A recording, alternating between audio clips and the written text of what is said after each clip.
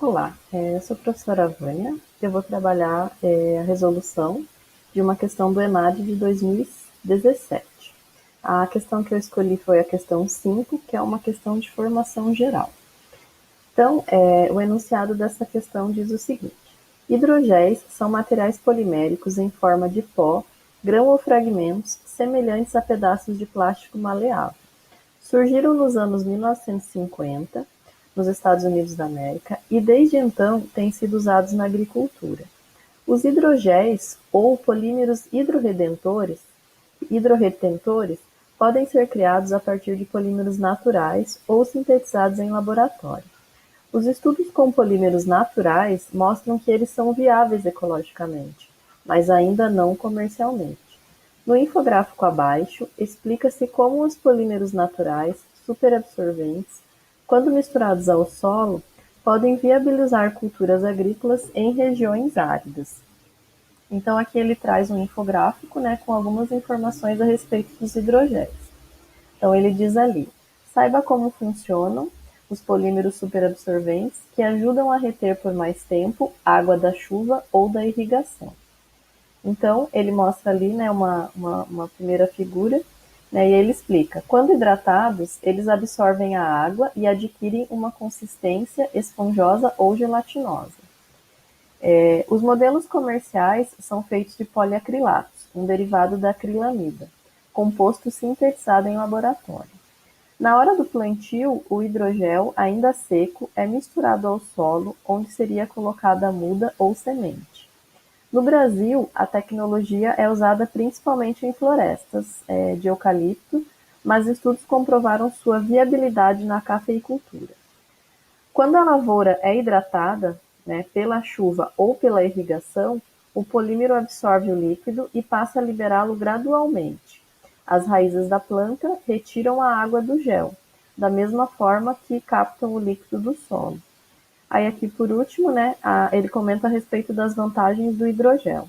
O hidrogel permite o cultivo em regiões áridas, com pouca chuva. Em, em lavouras irrigadas, reduz a frequência da irrigação. Além disso, diminui a chance de mudas morrerem em função da estiagem e favorece o crescimento das plantas. Então, com base, né, nessas informações apresentadas, assinale a opção correta. Então, o item A. O uso do hidrogel, em caso de estiagem, propicia a mortalidade dos pés de café. Né? Então, em nenhum momento do texto ele confirma essa informação. Né? Na verdade, ele diz que a utilização de hidrogel ela é viável, né, na cafeicultura. Então, essa alternativa está falsa. O item B. O hidrogel, criado a partir de polímeros naturais, deve ter seu uso restrito a solos áridos.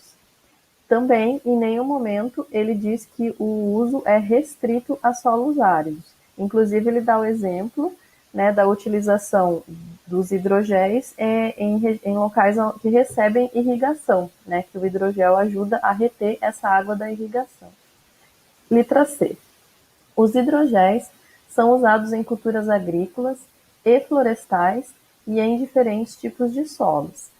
Verdade, né? Ele comenta que ela é bastante utilizada na plantação de eucaliptos e que também tem estudos, né, na questão das plantações de café. E em diferentes tipos de solo, né? Tanto solos áridos, né, quanto esses solos utilizados na agricultura. Vamos analisar só as outras duas para ver o que tem de errado nelas. A letra D. O uso de hidrogéis naturais é economicamente viável em lavouras tradicionais de larga escala. Então, mais uma vez, em nenhum momento o texto menciona a respeito dessa viabilidade econômica. Muito pelo contrário, ele diz que o uso dos hidrogéis é ecologicamente viável, porém ainda não comercialmente viável. Então, por isso ela está incorreta. A letra E. O uso dos hidrogéis permite que as plantas sobrevivam sem a água da irrigação ou das chuvas. Por que essa alternativa é falsa? Né? Porque os hidrogéis eles não produzem essa água, né? Eles apenas vão reter essa água e liberar ela gradualmente. Então, mas ele precisa que essa água venha de algum lugar. E da onde vai vir essa água? Né? Ou da irrigação, né? No caso da agricultura que envolve irrigação, ou da água da chuva. Então, por isso que ela é incorreta. Então, essa questão, né, embora ela tenha vários termos, né, que estão relacionados à química e algumas coisas de biologia, na verdade ela é uma questão que exige interpretação, né? É ler o texto e entender, né, o que o texto e o infográfico, né, nos informam e a partir disso analisar as alternativas. Então isso é uma característica bem típica dessas questões de cultura geral.